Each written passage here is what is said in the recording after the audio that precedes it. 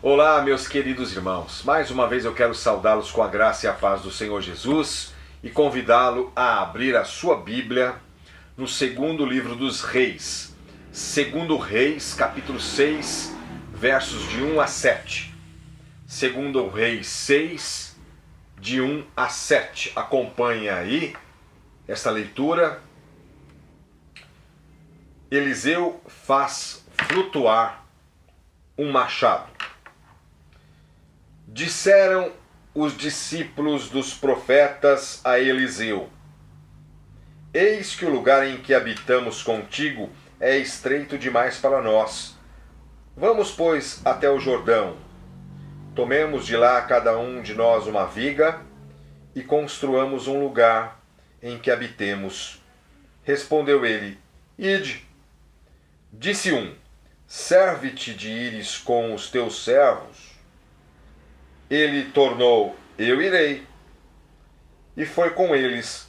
Chegados ao Jordão, cortaram madeira. Sucedeu que, enquanto um deles derribava um tronco, o machado caiu na água. Ele gritou e disse: Ai, meu senhor, porque era emprestado. Perguntou o homem de Deus: Onde caiu? Mostrou-lhe ele o lugar. Então Eliseu cortou um pau e lançou-o ali, e fez flutuar o ferro. E disse: Levanta-o. Estendeu a ele a mão e o tomou. Vamos orar, meus irmãos, pedindo a Deus a orientação, pedindo a Deus que o Senhor fale aos nossos corações. Que Deus fale aos nossos corações. Feche seus olhos. Nosso Deus e nosso Pai, na Tua presença nós estamos. Obrigado, Senhor, pela liturgia, pelos textos, Senhor, pelos louvores. Pai amado, tem misericórdia de nós. Perdoa, Senhor, os nossos pecados, Senhor.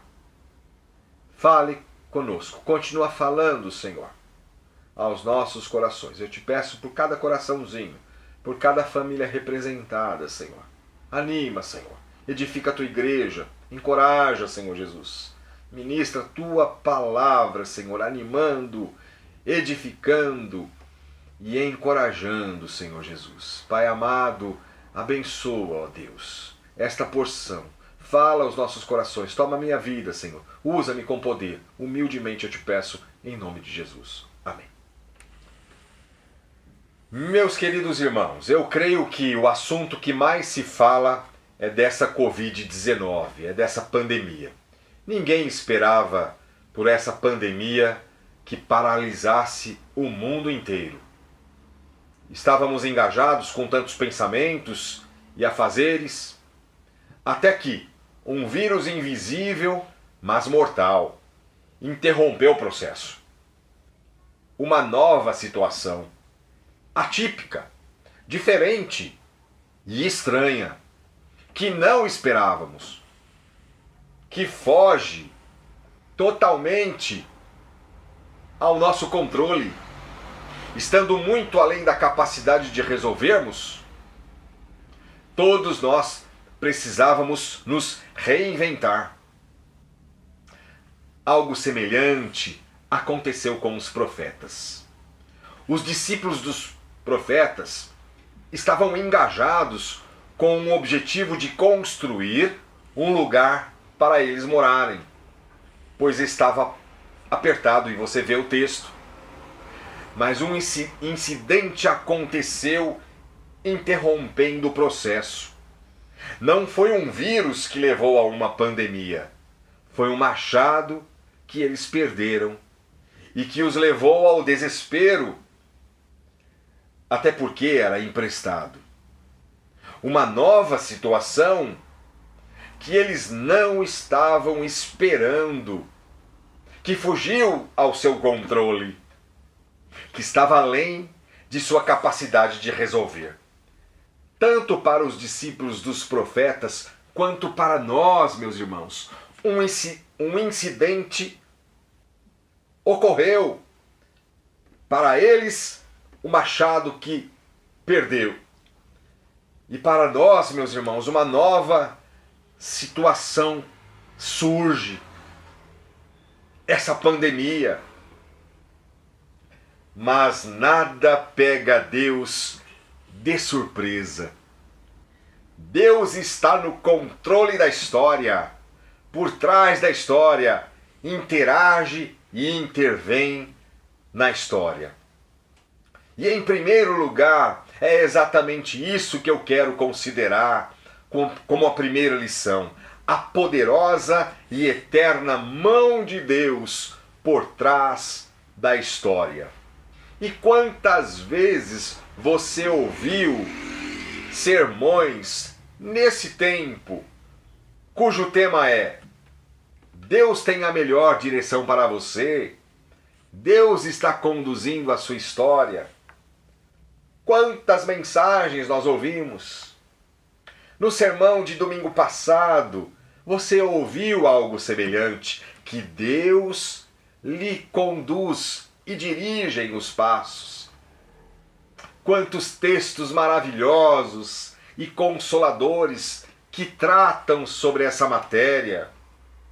Por exemplo, os textos que o presbítero Gerson conduziu liturgicamente, o Salmo 46, 131 e 121, os cânticos bem selecionados pela equipe de louvor, os hinos. Quantas palavras consoladoras temos! Por que precisamos ouvir repetidamente as mesmas coisas em textos diferentes, principalmente nesse contexto em que vivemos? Por duas razões simples: porque facilmente perdemos a noção e a perspectiva de que a mão de Deus está por trás da história. E também por causa da nossa amnésia.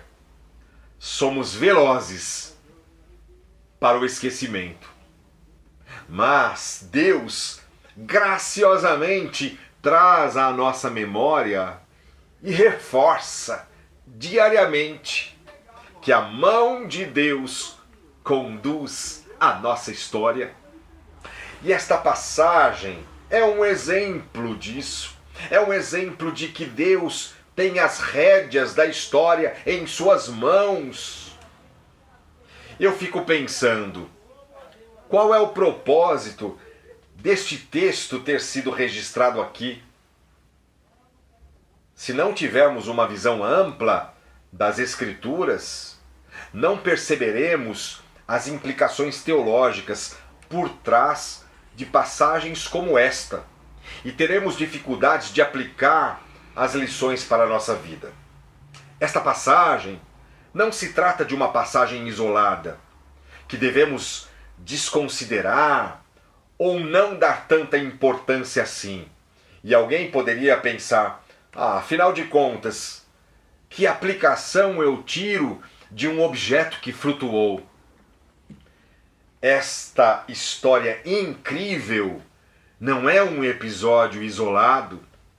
Devemos considerar esta passagem dentro de um contexto mais abrangente. Este episódio faz parte de uma sucessão de milagres que Deus já vinha operando através do profeta Elias e que Eliseu, sucessor de Elias, dá continuidade nessa sucessão em seu ministério profético. O ministério do profeta Elias, bem como a do profeta Eliseu, foi marcado por milagres extraordinários.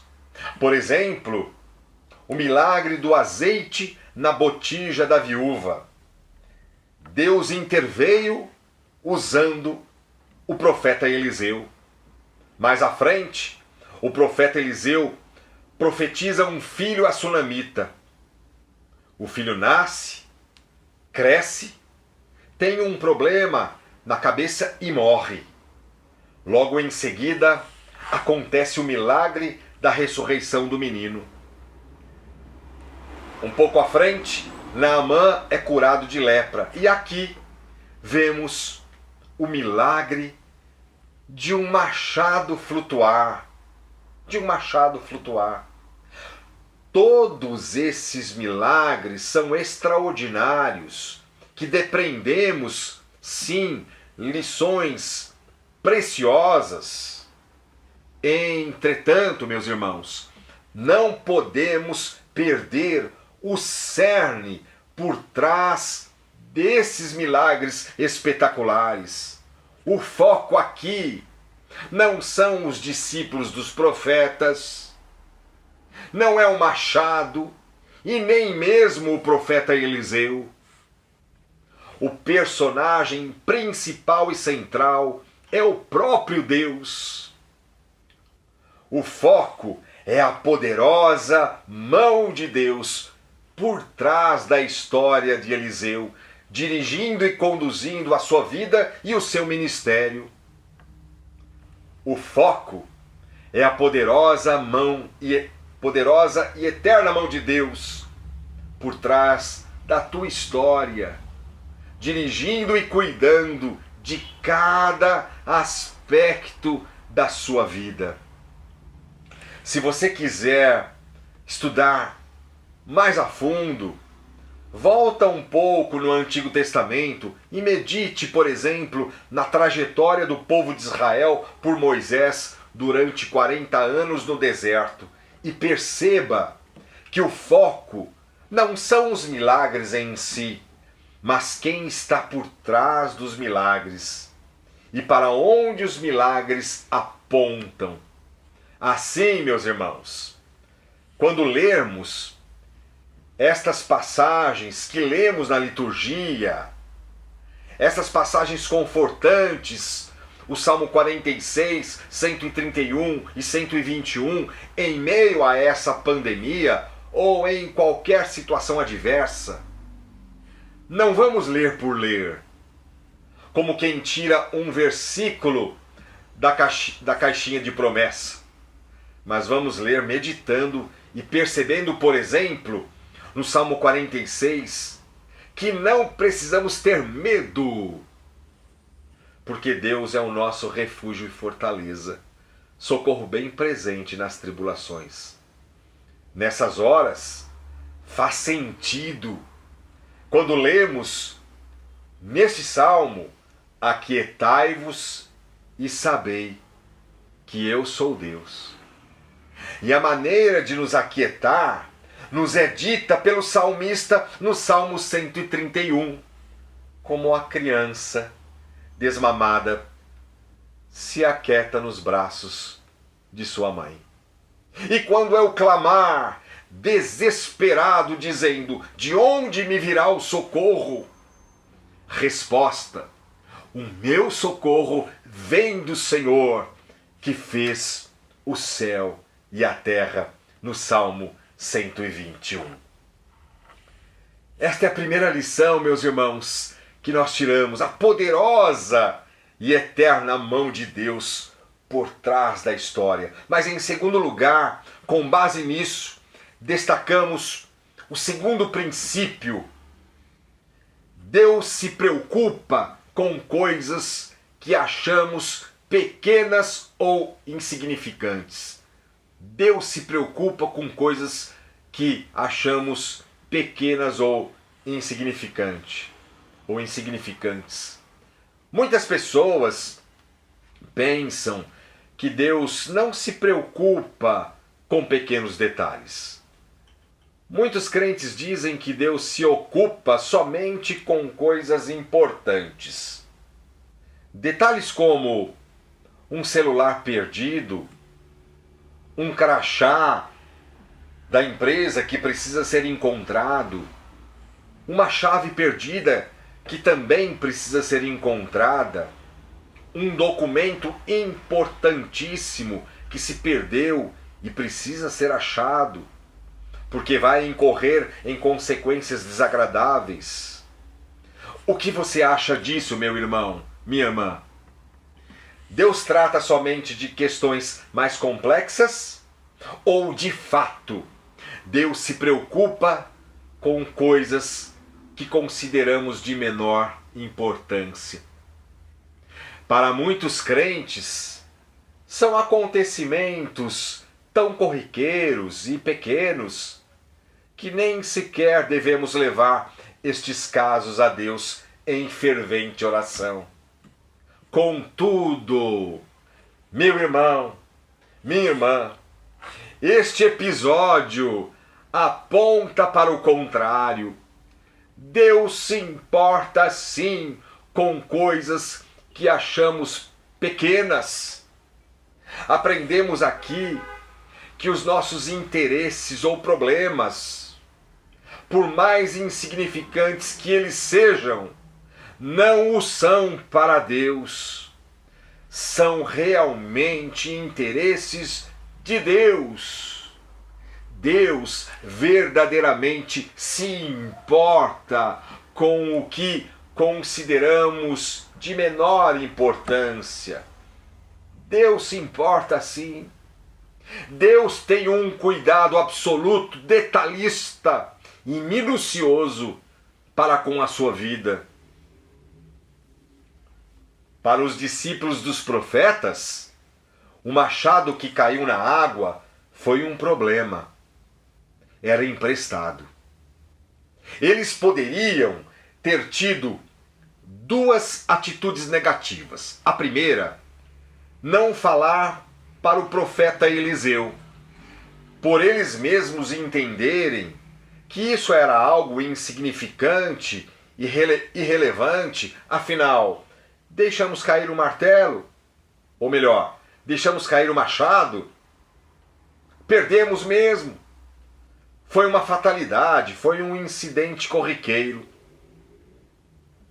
A segunda atitude negativa que eles poderiam ter é também não falar com o profeta Eliseu, pressupondo que Eliseu fosse desconsiderar o caso, considerando como uma fatalidade ocorrida. Mas o improvável acontece. Eliseu se preocupou com esse incidente, com o machado. Eliseu se preocupou com aquilo que muitos podiam dizer: é apenas um objeto, uma ferramenta. Deixa para lá, Eliseu. Isso é menos importante agora. Tem coisa mais importante a resolver, a fazer e se preocupar. Deixa para lá, Eliseu. O improvável acontece sim. Enquanto, diz o texto, um deles derribava um tronco, o machado caiu na água e ele gritou: ai, meu senhor, porque era emprestado. O homem de Deus perguntou: onde caiu? Eu queria destacar esta frase. O homem de Deus perguntou o homem de Deus: onde caiu? E por trás dessa atitude do profeta Eliseu, em ir com os discípulos dos profetas até o Jordão, quem sabe até ele ajudou no trabalho de cortar madeira. Por trás dessa atitude do profeta Eliseu, percebemos algumas qualidades nele. Em primeiro lugar, altruísmo e empatia, que é a capacidade de sentir o que o outro sente e colocar-se no lugar do outro. Eu penso que essas duas qualidades eram próprias do profeta Eliseu. Quando ele disse onde caiu, é como se Eliseu dissesse: o teu problema é o meu problema, estamos juntos. O profeta se colocou no lugar do outro. Mas também nós tiramos aqui uma aplicação para a nossa vida. Aprendemos que não podemos menosprezar os interesses ou problemas dos outros. Existem muitos que acham que o teu problema é um problema pequeno, é uma luta pequena, é uma dor não tão doída assim. A dor é tua. Você sabe onde dói. quando dói e a intensidade da sua dor. Contudo, a grande lição é: Deus está sim interessado nas coisas mais triviais da sua vida. Mas a segunda qualidade que nós observamos no profeta Eliseu é o caráter do profeta. O caráter do profeta Eliseu. Eliseu era um homem de Deus. Eliseu era um homem de Deus. Meus irmãos, nós devemos aprender sempre a cultivar, a ministrar palavras de ânimo e incentivo a um irmão. Pense quando alguém diz a você: você é uma bênção, você é um homem de Deus, você é uma mulher de Deus. Precisamos aprender sempre a ministrar palavras de ânimo, conforto e incentivo a um irmão, a uma irmã. Mas a característica principal do profeta Eliseu é que ele aponta para Cristo Jesus. Quando o profeta Eliseu morreu, o sepultaram. Um morto foi lançado na sepultura de Eliseu, e esse cadáver ressuscitou ao tocar nos ossos do profeta. Essa passagem se encontra um pouco mais à frente, aí mesmo no segundo livro dos Reis, capítulo 13, nos versos 20 e 21. Veja que passagem emblemática. O profeta Eliseu morreu e o sepultaram. Um morto foi lançado na sepultura de Eliseu, e esse cadáver ressuscitou ao tocar nos ossos do profeta. Mas em terceiro e último lugar, meus irmãos, a poderosa e eterna mão de Deus por trás da história. E o terceiro princípio que nós depreendemos aqui é que Deus usa ferramentas vivas, instrumentos vivos. Note, meus irmãos, se Deus se preocupou com um objeto inanimado, com uma simples ferramenta de ferro, que para eles era uma mercadoria extremamente importante para darem continuidade ao seu trabalho, quanto mais a você, uma ferramenta viva, um instrumento vivo nas mãos de Deus. Vemos o princípio semelhante, meus irmãos, da providência de Deus lá em Mateus capítulo 6, verso 25. O texto que conhecemos da ansiedade da vida, a ansiedade e a solicitude da vida. Não valeis muito mais do que as aves do céu e os lírios do campo? Também nós temos um texto maravilhoso lá na primeira carta de Pedro, 1 Pedro 2,9, diz assim: vós, porém, sois raça eleita, sacerdócio real, nação santa, povo de propriedade exclusiva de Deus, a fim de proclamardes as virtudes daquele que vos chamou das trevas para a sua maravilhosa luz. 1 Pedro 2,9. Meus irmãos, os ministérios de Elias e Eliseu não só apontam para Jesus, mas se parecem muito por causa dos milagres realizados. Em todos os casos, as maravilhas operadas trataram de problemas circunstanciais. A realização de milagres foi um dos meios pelos quais Deus marcou a sua presença em momentos específicos da história do seu povo. Eles apontam para o cuidado que todos os dias o Senhor dispensa aos que nele confiam, mostrando que nenhuma necessidade de seu povo está além do controle de Deus ou é demasiadamente impossível para Deus realizar. O mesmo Deus está no controle de todas as coisas, geração após geração. As necessidades mudam, os meios de provisão mudam, mas Jesus é o mesmo hoje, ontem e para sempre será. Hebreus 13, verso 8. Concluindo, Deus quer lembrá-lo, meu irmão e minha irmã, que a poderosa e eterna mão de Deus está por trás da história. Nada foge ao seu controle. Ele cuida de cada aspecto da sua vida. Um machado que afunda não é problema para o Deus vivo e verdadeiro que criou o universo, o céu, a terra, o homem e nos levará para o céu. Deus se preocupa sim com coisas que você considera pequena ou insignificante.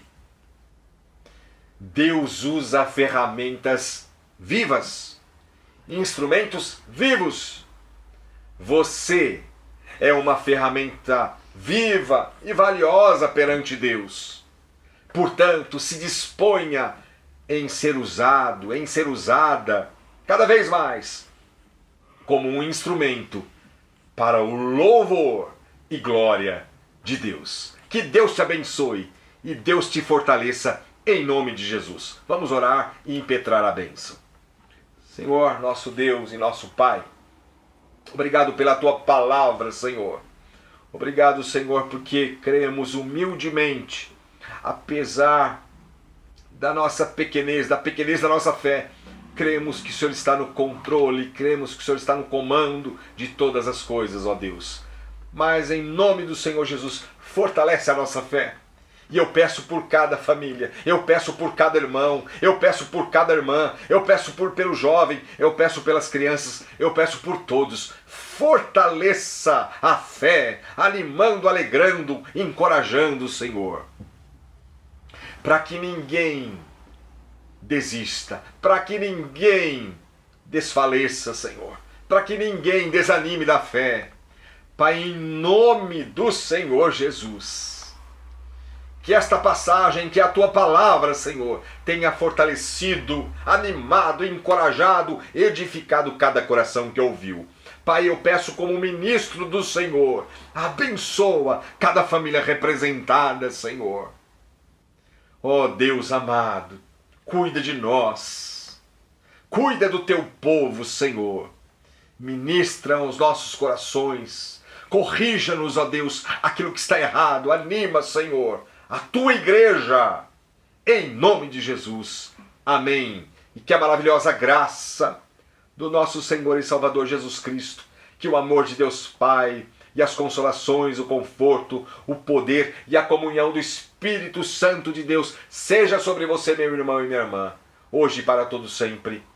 Amém.